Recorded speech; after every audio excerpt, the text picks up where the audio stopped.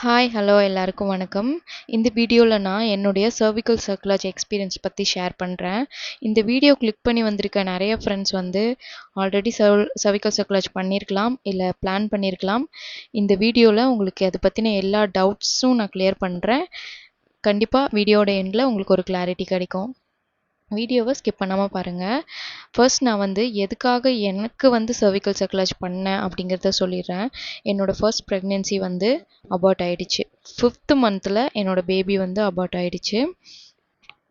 Abort ஆகிடுச்சு அப்படின்னா என்னோடய பேபிக்கு எதுவுமே ஆகலை. என்னோடய பேபி வந்து நல்லா சேஃபாகவே இருந்தாங்க. லாஸ்ட் மினிட் வரைக்குமே ஹார்ட் பீட் இருந்துச்சு. பட் எனக்கு தான் வந்து சர்விக்ஸ் ஓப்பன் ஆகி வாட்டர் பிரேக் ஆகிடுச்சு. ரொம்ப ஏர்லியாக ஆனதுனால என் பேபியை வந்து காப்பாற்ற முடியல. ஸோ அதனால தான் என்னோடய அடுத்த ப்ரெக்னென்சியில் சர்விக்கல் சர்க்குலர் பண்ணேன். இந்த மாதிரி சர்விக்கல் சர்க்குலர் பிளான் பண்ணியிருக்கிற நிறைய ஃப்ரெண்ட்ஸ்க்கு வந்து எனக்கு ஆனது போலவே பிஃபோராக ஆயிருக்கலாம். அதுக்காக மட்டும்தான் பண்ணுவாங்க அப்படின்ட்டு இல்லை, நான் அதை பின்னாடி சொல்கிறேன்.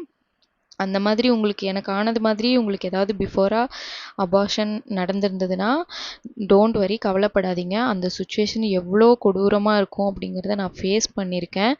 பட் சக்ஸஸ்ஃபுல்லாக நான் வந்து நெக்ஸ்ட்டு 3 மந்த்ஸ்லேயே அடுத்த பேபி கன்ஃபார்ம் பண்ணி அந்த பேபியும் நான் சக்ஸஸ்ஃபுல்லாக கொண்டு போய் நார்மல் டெலிவரி பண்ணியிருக்கேன். Cervical circular with normal delivery. அதெல்லாம் நான் உங்களுக்கு பின்னாடி சொல்கிறேன்.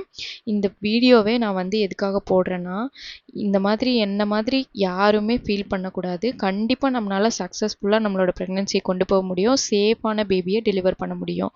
ஸோ அது வந்து நம்ம கண்டிப்பாக எல்லாருக்குமே சொல்லணும் அப்படிங்கிறதுக்காக தான் நான் இந்த வீடியோவே போஸ்ட் பண்ணுறேன். ஸோ என்ன மாதிரி யாராவது இது நடந்திருந்ததுன்னா கண்டிப்பாக பயப்படாதீங்க, பாசிட்டிவாக இருக்கலாம். நான் பின்னாடி உங்களுக்கு எல்லாமே சொல்கிறேன். ஸோ எனக்கு வந்து இதனால தான் சர்விக்கல் சர்க்குலர் பண்ணோம். என் ஃபஸ்ட் பேபி அபார்ட் ஆகி நெக்ஸ்ட்டு 3 மந்த்ஸில் நான் நெக்ஸ்ட் பேபி கன்ஃபார்ம் பண்ணேன். எந்த டைமில் எனக்கு சர்க்குலர் பண்ணோம் அப்படின்னா 16th வீக்கில் நான் சர்க்குலர் பண்ணேன். ஸோ சர்க்குலர்ஸில் வந்து 2 டைப் இருக்குது. ஒன்று வந்து அப்டமினல் சர்க்குலர், இன்னொன்று வந்து வெஜைனல் சர்க்குலர். நான் பண்ணது வந்து வெஜைனல் சர்க்குலர்.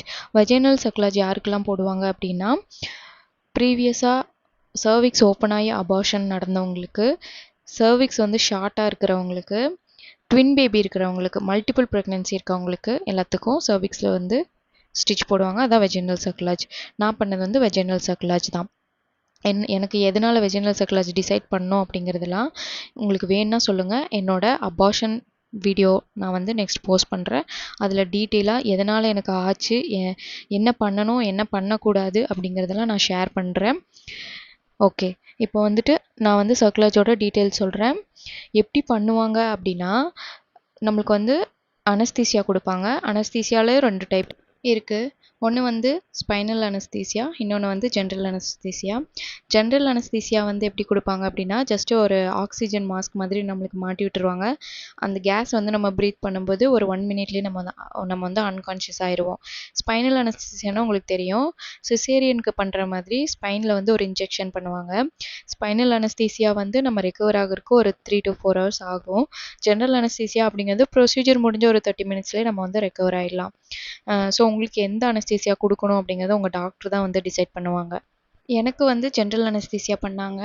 ஸோ எப்படி பண்ணுவாங்க அப்படின்னா, நம்ம வந்து அன்கான்ஷியஸ் ஆனதுக்கப்புறம் நம்மளோட வஜைனல் வழியாக சர்விக்ஸை வந்து புல் பண்ணி வெளியே இழுத்து அதோட மவுத்தில் வந்து ஸ்டிச் போட்டு லாக் பண்ணிடுவாங்க. அப்போ வந்து பேபி வந்து சர்விக்ஸ் வழியாக வெளியே வராமல் இருக்கிறதுக்காக. இந்த ப்ரொசீஜர் அப்போ வலிக்குமா அப்படின்னா, பெயின்லாம் வந்து அந்தளவுக்கு பெருசாக இருக்காது. உங்களுக்கு இதில் பெயின் அப்படிங்கிறது எப்போ இருக்கும் அப்படின்னா, உங்களுக்கு ப்ரொசீஜர் பண்ணுறதுக்கு முன்னாடி நம்மளுக்கு வந்து கையில் வந்து ஒரு ஐவி கனெக்ட் பண்ணுவாங்க இல்லையா, அந்த பெயின் மட்டும்தான் இருக்கும். ப்ரொசீஜர் முடிஞ்சதுக்கப்புறம் நம்மளுக்கு வந்து ஒரு பீரியட்ஸ் கிராம்ப் மாதிரி லோவர் அப்டமனில் ஒரு பெயின் இருக்கும். அது நம்ம தாங்கிக்கிற மாதிரி தான் இருக்கும். ஜஸ்ட் நம்மளுக்கு பீரியட்ஸ் அப்போ எப்படி இருக்குமோ அந்த மாதிரி தான் இருக்கும். அதர்வைஸ் வந்து நம்மளுக்கு வந்து சர்க்குலர் பண்ணுறப்போ எந்த பெயினுமே தெரியாது. ஜஸ்ட்டு நம்ம கண்ணு முழிச்சு பார்க்கும்போது எல்லாம் முடிஞ்ச மாதிரி இருக்கும். நீங்கள் வந்து உங்கள் டாக்டர் வந்து உங்களுக்கு ஸ்பைனல் அனஸ்தீசியான்னு சொன்னாங்கன்னா, நீங்கள் வந்து ஜஸ்ட்டு ஒன்ஸ் கேளுங்க. இல்லை எனக்கு ஜென்ரல் அனஸ்தீசியா கொடுங்க அப்படின்னு கேளுங்க. டாக்டர் வந்து அது கொடுக்கக்கூடாது அப்படின்னு சொன்னால் மட்டும் நீங்கள் ஸ்பைனுக்கு போங்க. ஏன்னா ஜென்ரல் அனஸ்தீசியாங்கிறது ஈஸியாக இருக்கும். ஜஸ்ட் நீங்கள் வந்து அன்றைக்கே வந்து இப்போ மார்னிங் உங்களுக்கு ப்ரொசீஜர் பண்ணுறாங்க அப்படின்னா ஈவினிங் வந்து டிஸ்சார்ஜ் ஆகிடலாம். இதுவே ஸ்பைனல் அனஸ்தீசியா அப்படிங்கும்போது ரொம்ப வந்து பாடி வந்து அந்த இதுலேருந்து வெளியே வர்றதுக்கு லேட் ஆகும். ஒரு நாள் அப்சர்வேஷனில் வச்சு 2 டேஸ்க்கு அப்புறம் தான் அனுப்புவாங்க. ப்ரொசீஜர் முடிஞ்சதுமே நீங்கள் வந்து கான்ஷியஸ்க்கு வந்த உடனே நீங்கள் வந்து உங்கள் டாக்டர்கிட்ட கேளுங்க, என்னோடய பேபி சேஃபாக இருக்கா, என்னோடய பேபியோட ஹார்ட் பீட் எனக்கு காட்டுங்கன்னு கேளுங்க. அவங்களே காட்டுவாங்க, பட் இருந்தாலும் அவங்க மறந்துட்டாலும் நீங்கள் வந்து கேளுங்க. நான் வந்து அந்த மாதிரி தான், நான் கண்ணு முழிச்சதுமே நான் கேட்டேன், என் பேபி நல்லா இருக்கா, எனக்கு ஹார்ட் பீட் காட்டுங்க அப்படின்னு சொல்லி நான் கேட்டேன். அப்போ வந்து அவங்க ஹார்ட் பீட் காட்டினாங்க, பேபி வந்து சேஃபாக இருந்தது. இந்த வீடியோவில் நான் முக்கியமாக ஒரு விஷயம் சொல்லணும்னு நினைக்கிறேன். என்ன அப்படின்னா, நம்மளுக்கு வந்து சர்க்லாஜ் அப்படின்னு சொன்னதுமே ரொம்ப பயமாக இருக்கும். இது என்ன புதுசாக ஒன்று நம்மளுக்கு, ஏன்னா நம்ம ஃபேமிலியில் எல்லாருமே ரொம்ப பயப்படுவாங்க, நம்மளை வந்து ரொம்ப கன்ஃபியூஸ் பண்ணுவாங்க.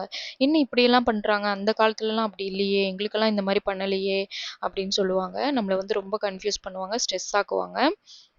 இந்த மாதிரி சுச்சுவேஷனில் நீங்கள் வந்து ரொம்ப ஸ்ட்ராங்காக இருக்கணும். ஏன்னா நான் எதுக்கு சொல்கிறேன் அப்படின்னா, இது எல்லாமே நானும் ஃபேஸ் பண்ணேன். மற்றவங்க பேசுகிறது ஒரு பக்கம் ஸ்ட்ரெஸ் இருந்தாலும், இன்னொரு ஸ்ட்ரெஸ் நம்மளுக்கு ரொம்ப அதிகமாக இருக்கும். அது என்ன அப்படின்னா, இதனால நம்ம பேபிக்கு வந்து ஏதாச்சும் ப்ராப்ளம் வருமா அப்படிங்கிறது தான். எனக்கு வந்து அது ரொம்பவே இருந்துச்சு. நான் வந்து என்னோடய பேபி இதனால சேஃபாக இருக்குமா, புதுசாக இந்த மாதிரி பண்ணுறாங்களே, இது என்னோட பேபியோட ஹெல்த் நல்லா இருக்குமா அப்படிங்கிறதுல நான் ரொம்ப பயந்தேன். ஸோ அப்போ வந்து நான் இன்டர்நெட்டில் வந்து நிறைய சர்ச் பண்ணி, இதனால் பேபிக்கு ஏதாவது அஃபெக்ட் ஆகுமா அப்படிங்கிறத சர்ச் பண்ணும்போது அதுக்கான சரியான டீட்டெயிலே எனக்கு எங்கேயுமே கிடைக்கல. ஜஸ்ட் சர்விக்கல் சர்க்லாஜ் அப்படிங்கிறது என்ன ப்ரொசீஜர், எதுக்காக பண்ணுவாங்க, எப்படி பண்ணுவாங்கன்ற டீட்டெயில் மட்டும்தான் இருந்தது. இதனால் ஏதாவது ஒரு இடத்துல பேபிக்கு இது வரலாம், அது வரலாம் அப்படிங்கிற மாதிரி எந்த ஒரு டீட்டெயிலுமே இல்லை. அந்த மாதிரி டைமில் நான் வந்து என்ன பண்ணேன் அப்படின்னா, வேறு வழி, நான் நம்பினது வந்து என்னோட பாசிட்டிவ் மைண்ட் செட் மட்டும்தான். கண்டிப்பாக அது ஒர்க் ஆகும். நான் உங்களுக்கு நெக்ஸ்ட் வீடியோவில் எப்படி என்னோட இந்த ஸ்ட்ரெஸ்ஃபுல்லான ப்ரெக்னென்சியை வந்து நான் எப்படி பாசிட்டிவாக கொண்டு போனேன், என் பேபி எப்படி நான் வந்து நார்மல் டெலிவரியில் பாசிட்டிவாக சேஃபாக ஹெல்த்தி பேபியை எப்படி டெலிவர் பண்ணேன் அப்படிங்கிறத நான் உங்களுக்கு நெக்ஸ்ட் வீடியோவில் சொல்கிறேன். கண்டிப்பாக பயப்படாதீங்க, சர்க்லாஜ் வந்து சேஃப் தான். நீங்கள் வந்து பண்ண வேண்டியது எல்லாமே பாசிட்டிவாக இருக்கணும், அவ்வளோதான். ஆப்வியஸாக இந்த மாதிரி ஒரு சுச்சுவேஷனில் நம்ம மைண்ட் வந்து ரொம்ப நெகட்டிவ் தாட்ஸ் தான் கொடுக்கும். ஸோ நீங்கள் வந்து அதை எப்படி ஓவர் கம் பண்ணணும், எப்படி அதுலேருந்து வெளியே வந்து பாசிட்டிவாக இருக்கணும் அப்படிங்கிறது எல்லாமே நான் உங்களுக்கு வந்து நெக்ஸ்ட் வீடியோவில் சொல்கிறேன். ஓகே, இந்த ப்ரொசீஜருக்கு வந்து எவ்வளோ செலவாகும் அப்படின்னு பார்த்தீங்கன்னா, எனக்கு வந்து 42,000 ஆச்சு. பட் ஆனால் அவ்வளோ செலவாகாதுன்னு நினைக்கிறேன். 35 அந்த ரேஞ்சுக்கு ஆகும்.